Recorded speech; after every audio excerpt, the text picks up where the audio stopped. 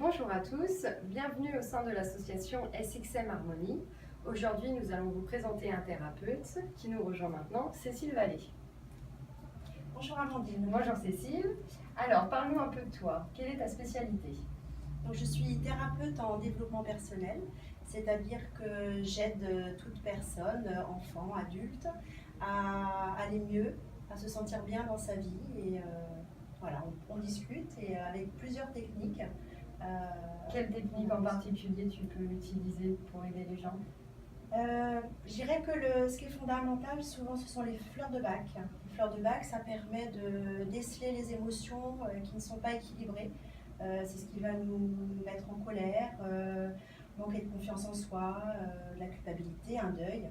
Donc c'est vrai qu'avec les fleurs de bac, ça permet d'aller déjà déceler tout ce qu'on n'arrive pas à gérer, et parfois c'est inconscient. On va se dire je suis en colère, mais voilà. Après il faut déterminer ce qui nous met en colère. Et quand tu dis des fleurs de bac, c'est des solutions? Alors ce sont des élixirs de fleurs. Les élixirs de fleurs, on peut en mettre 7 maximum. Et donc ça s'avale, hein. On fait un mélange, ou il peut y en avoir qu'une. On fait un mélange et ensuite ça s'avale 4 fois par jour. D'accord, donc on le prend comme un médicament. Oui, bien que ce ne soit pas un médicament, hein. Ce sont des élixirs de fleurs qui agissent sur les émotions, sur le système de vibration du corps, puisque les émotions créent des vibrations et on va apaiser toutes ces tensions. D'accord, donc les fleurs de bac, ce sont ton outil principal? C'est un très très bon support puisque vraiment on apprend à la personne à se connaître, à comprendre comment elle fonctionne, et à partir de là c'est vrai qu'il y a un vrai travail de regard sur soi et on analyse mieux les situations, on prend du recul et c'est vrai que ça permet d'avancer. Ça c'est pour la partie émotionnelle, on va dire la tête, entre parenthèses. D'accord. Je sais que tu as aussi d'autres spécialités. Oui, alors la réflexologie plantaire, donc le massage qui se fait au niveau des pieds. Donc là, on agit par digitoponcture, c'est-à-dire avec les pouces, au niveau des pieds, et donc on travaille sur les zones qui correspondent à certains organes. Ça, c'est fait pour détendre. La réflexologie plantaire est à la base vraiment un massage de relaxation pour les personnes qui n'arrivent pas à dormir, qui n'arrivent pas à se concentrer. Ça, c'est vraiment un massage avec une certaine répétition, fait qu'on apprend au cerveau à se détendre, à s'apaiser et voilà, c'est le but, on va dire, du développement personnel, c'est de vraiment pouvoir dire à son cerveau par moment, c'est le moment où on s'arrête et on profite du moment. D'accord, donc quand on vient te voir, on a un entretien avec toi et en fonction, tu décides ce que tu peux utiliser pour accompagner le patient vers le mieux-être. Oui, tout à fait. C'est vrai que je propose toujours, puisque je fais aussi du massage, donc massage d'harmonisation. Beaucoup de personnes viennent juste pour se faire masser le corps, pour se sentir mieux, s'ils ont des tensions.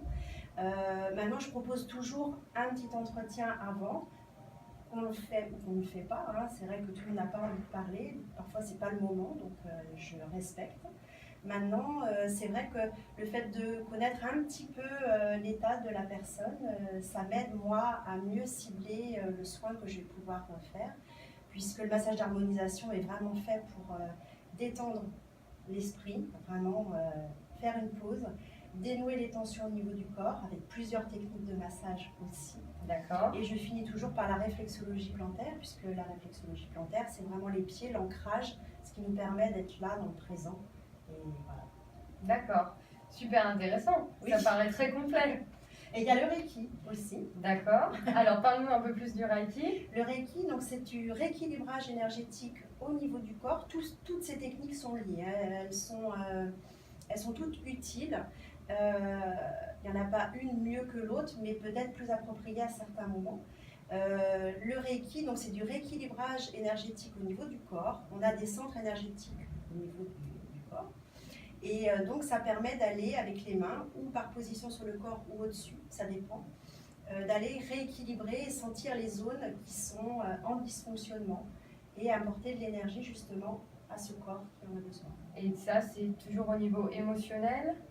C'est toujours lié. C'est toujours lié. C'est toujours lié. Maintenant, là, ça ne demande pas de discussion particulière. D'accord. Ça, c'est moi qui le ressens. D'accord. Et donc, on crée un rééquilibrage au niveau du corps. Toujours pareil, c'est toujours à viser de détente.